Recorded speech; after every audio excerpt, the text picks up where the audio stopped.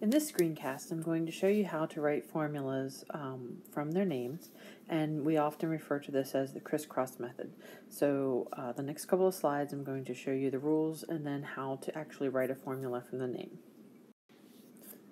There are several rules that chemists have developed for writing a formula. And what we're going to be looking at are ionic compounds, which means that you have two ions mixed together to cancel their charges. You have a positive ion and you have a negative ion, and the positive part is always written first. Chemists do not write the number 1. 1 is understood, so if there's a number other than 1, it'll be written. If there's no number, we know that it is a 1 for the formula. We're only going to have whole numbers in our formulas, so you can't have like H3.5O5. It has to be H2O. Formulas are always going to be simplified and reduced when possible, and we're going to use parentheses whenever we want to have more than one polyatomic. For instance, let's say that inside we have NO3 and outside we might need a 2. So we would indicate the multiplier for the items inside the parentheses. And when we're done writing an ionic formula, we will have no overall charge. So whatever we have in the first half and whatever we have in the second half will equal 0. So let's say that the first half might have a positive 2. We would have to have a negative 2 in the second half so that it all balances out to be 0. There are 4 steps for writing formulas in the crisscross method. Okay, so the first step is that we're going to write the positive part first with its charge and then the negative part with its charge as well. So if we were doing a compound that involved magnesium, we know that it's a +2, and then if we were doing a compound with oxygen, it would be -2. So we would, when we're solving this, we would have the magnesium first and then the oxygen would follow. When we go on to the second step, we're going to only cross the charge number. So if we, again, have magnesium and it's +2, we're only going to move that +2. We're not going to take the plus. We're just going to use the 2. So what you need to remember is that we're going to take the charge number from the superscript position, which is, we're going to call it the attic, and we're going to take it and put it in the subscript position, which we're going to call the basement, on the other element. So this is where the crisscross comes in. So if we were looking at our example with the magnesium and oxygen, we're going to take the oxygen, the -2 here, and we're going to put it on the bottom of the other element, and we'd take the 2 on the magnesium and put it on the bottom of its paired up element. So you can see the crisscross in that we take the numbers from each of the elements, cross them over to the other element, and put them in the lower position. As you notice, I did not circle the plus and minus because they are not what gets moved, only the numbers. The next step is then that you erase the original charges. So we had our Mg, that is a +2, and our O, which was a -2. That was our last screen. We took our 2 and crisscrossed it here and here. When we rewrite it, we would have our Mg with a 2 and an O with a 2, and we erase the information that was up here. It is no longer there. We've erased it. And then the last step is to simplify. So if we were looking at our Mg to O2, the 2 and the 2 are the same number and can be reduced. We can divide them both by 2 and get just MgO.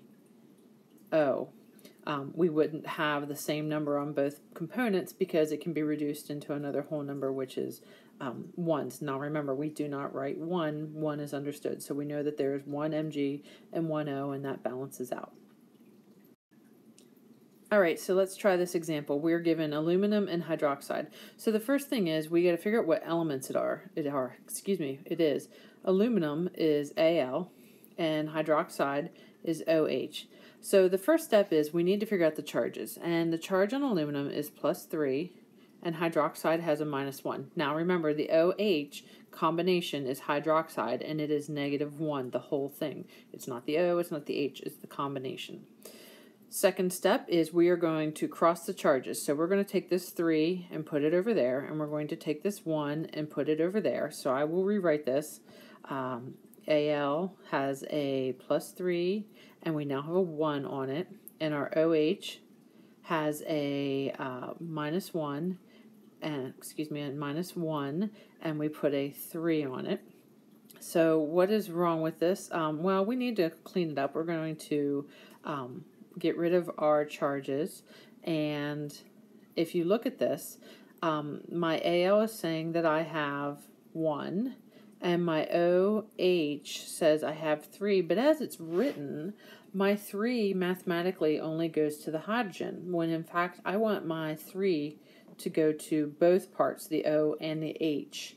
So I need parentheses on this. Whenever I want a number on my polyatomic, I need to put parentheses. And then the last step is to reduce and simplify. So the reduction, I can't reduce 1 and 3 any further and get a whole number, but I can simplify it. I don't need that 1. So it's going to be AL parentheses OH with a 3. All right, here's an example to try. We have Sn plus 4 and O minus 2. So when we have the charges, the positive part is first, the negative part is second. All we have to do now is crisscross. So we're going to take our 4 and put it on the O, and we're going to take this 2 and put it on the Sn. So when I rewrite it, I get Sn with a 2 and O with a 4. And you might look at that and think that that's perfectly fine, but the last step is we need to reduce and simplify, and 2 and 4 can both be reduced by a factor of 2, so the correct answer is SnO2. Here's another example. This one doesn't have the charges on it. You have to actually think about it. So what I suggest you do is take a moment, pause this video, and see if you can come up with the charges for the Mg and the PO4, and then go ahead and continue and crisscross it and see if you can get the right answer, and then push play and I'll walk you through it.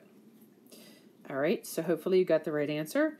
Mg has a plus 2 and PO4 has a minus 3. So when we crisscross, we take our 2 and it goes onto the PO4, and we take our 3 and it goes onto the Mg. So when I rewrite it, my Mg gets a 3 and my PO4 gets a 2. Now hopefully you didn't look at that and go, alright, it's done, because you would have PO4 2, and that doesn't work well. You need parentheses in between the PO4 and the 2, and you cannot reduce this. The 3 and the 2 cannot be reduced by anything in getting a whole number, so the correct answer is Mg3, PO4 in parentheses 2. Alright, here's our last example for this screencast. Again, I would suggest that you take a minute, push pause, find the charges, crisscross it and come up with the right answer, and then push play to see if you got it right. Alright, so hopefully you got the correct answer. NH4, if you look it up, is a plus 1, and CO3 is a minus 2. So when you crisscross, the 1 goes over here, the 2 goes over there, and we write it NH4 in parentheses 2, CO3. Again, if you had any problems, go back to the beginning and play it, slide your, fast forward it through to the points that you need help. I'm sure that you can come up with some examples on the internet to double check if you're correct or not.